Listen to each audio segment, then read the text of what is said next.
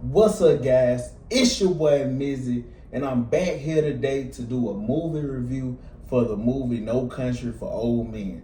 This right here, this right here is one of my favorite movies ever, and I kind of wanted to do a series just doing like classic movies to me.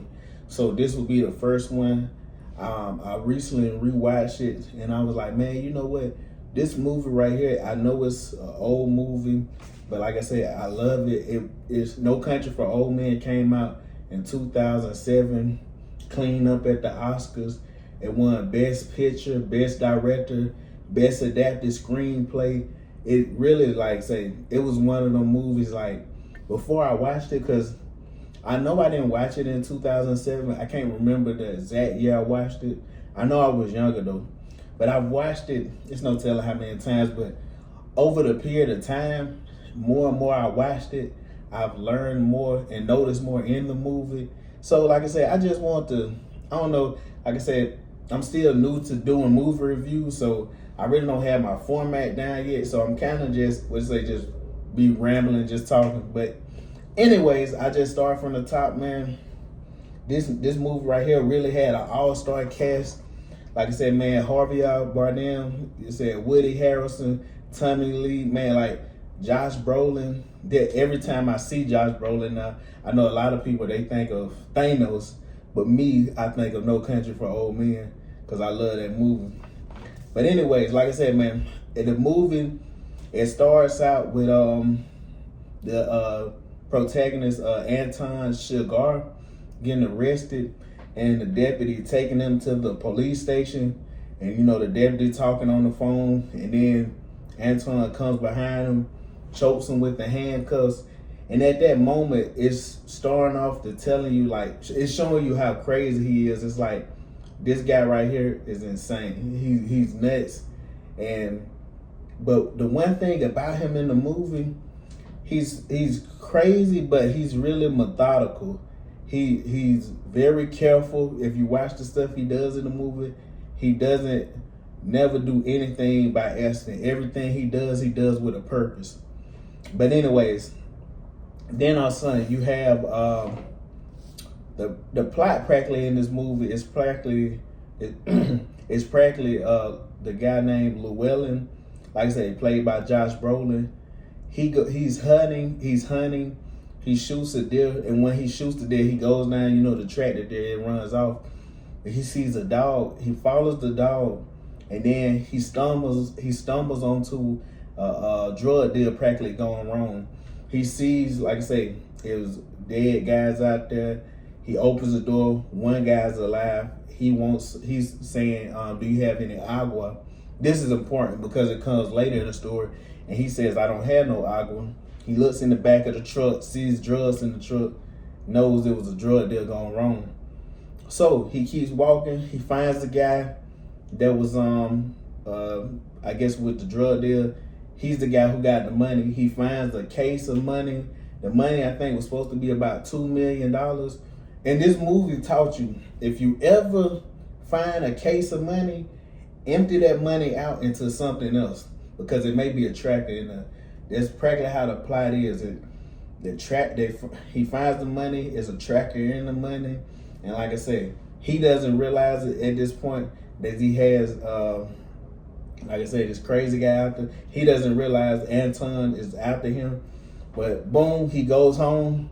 He gets a thing of water, and then like I say, he goes back to try to give it to the guy. The Mexicans there, they come and then chase him out. And then, like I said, it just really shows that I think that the reason the Coen brothers showed Llewellyn going and bringing the water back, I think they was trying to show that how realistic it is in life. That because I think a lot of people would think like, oh, he must be a bad guy, he stole this money. They're kind of showing he took this money, but a guy that he don't even know asking for water, he wakes up in the middle of the night because he can't sleep and goes to bring him water. It's just showing that he is humanistic and he's really a good guy. But like I said, a lot of people put in that position would have took the money. Just being honest, a lot of people know they would have took that money. But anyways, and like I said, I don't want to go through every part because I just don't. I'm trying not to make this video 30 minutes and then just hit my main points. But anyways, like I said, man, another one. I'm just gonna start naming a couple of my favorite parts of the movie. One of my favorite parts, Tommy Lee Jones. He really was like. It's funny because when I was younger, you know, I knew Tommy Lee Jones from Men in Black. But Tommy Lee Jones, I swear, he's kind of made for Westerns. His voice, the way he walks, talks, like his whole persona, it fit this movie to the T. And some of the quotes in here I love, like in the beginning when he's talking about a guy who was he had got matter of fact what it was I think it was a lethal injection. And the guy got the lethal injection, and they was talking about, he was saying something about killing somebody, and then he said, the guy said, I've been thinking about killing somebody forever, and if I didn't kill whoever that was, I would have did it anyways. And he was just practically saying, I don't understand this place.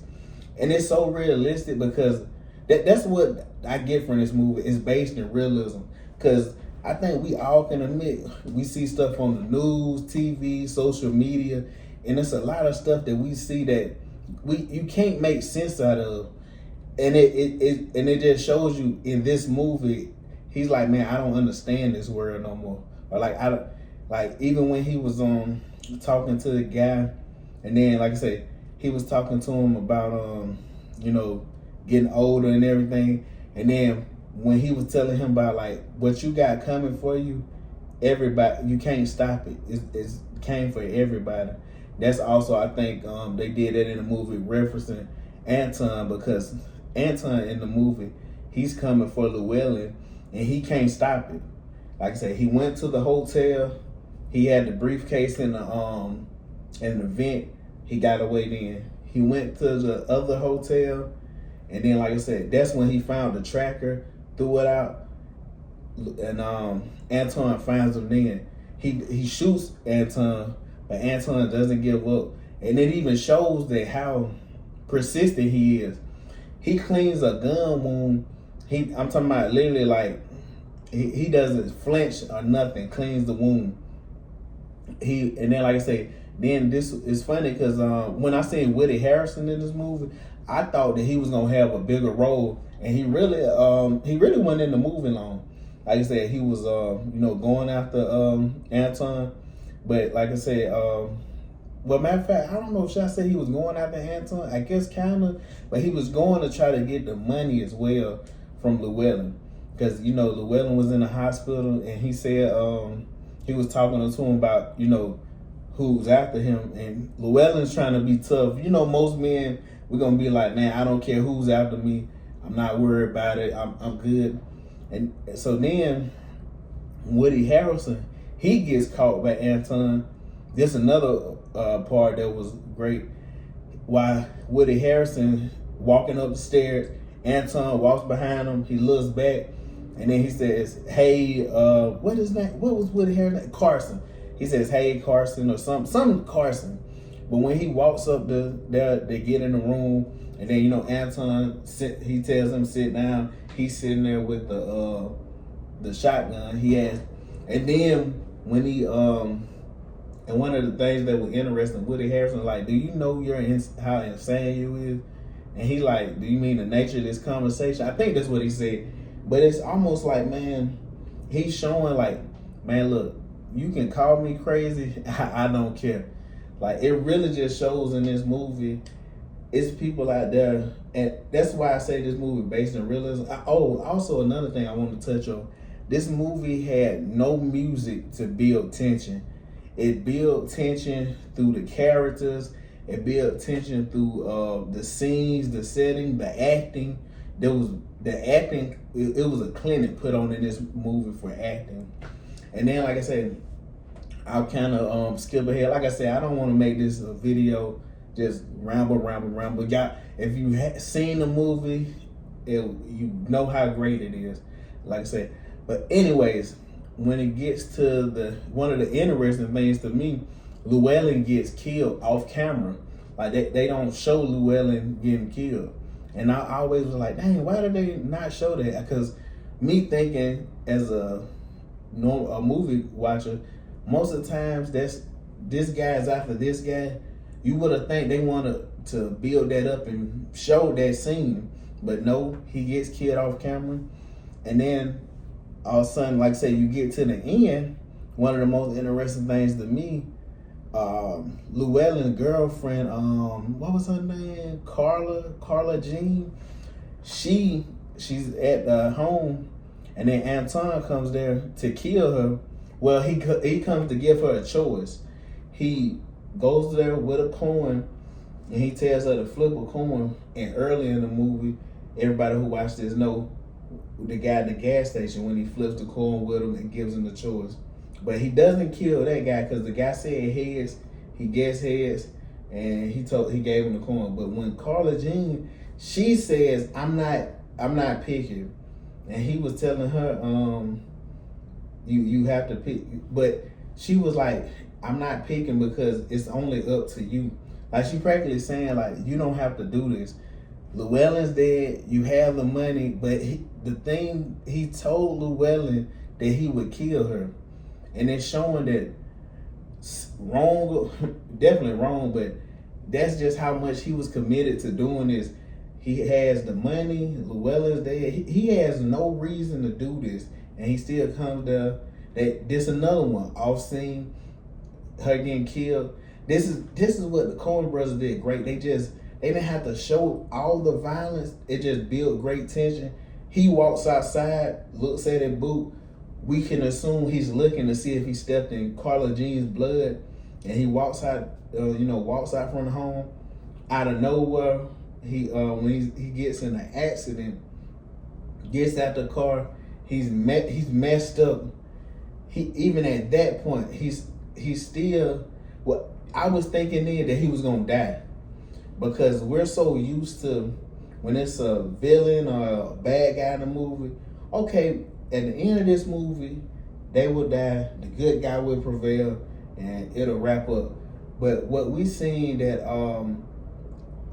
like I say, he goes to the kids, I think gave money for a shirt to make a sling out of a shirt, gets away. And like I say, then at the end, I think Tommy Lee Jones was talking to his wife. He started talking to his wife, about a dream he was having. I think he was talking about he had a dream about his dad, and his dad was younger and he was older. And, it was just a interesting dream talking about, he practically was just talking about how, about life and stuff and how everything is going for him. But it's funny because watching Tommy Lee Jones in this, we're so used to the sheriffs. Most of the time in movies like this, the sheriff would be shooting, he gun ho. This movie, you can tell that Tommy Lee Jones is beat down, kind of. He's beat down by life. He's just pushing them. He doesn't pull his gun out, I think, but maybe one time in this movie when he was at the hotel, when he went back to the hotel, and he seen the thing that got knocked out, and he was looking for Anton. But like I say, besides that, guys, man, this is my short movie review. Like I said, I'm gonna have a lot of these coming. If you love horror movies / scary movies, thrillers, that type of stuff, look for my movie reviews next month. I'm going to be dropping a movie review every day for the month of October. Scary movies, horror, thrillers, all the type of scary suspense type stuff. So I appreciate y'all. Like, comment, subscribe, share. I love all the support that I get. I know my channel's small, but we're growing. And like I said, man, everybody out there, stay blessed and have a great day.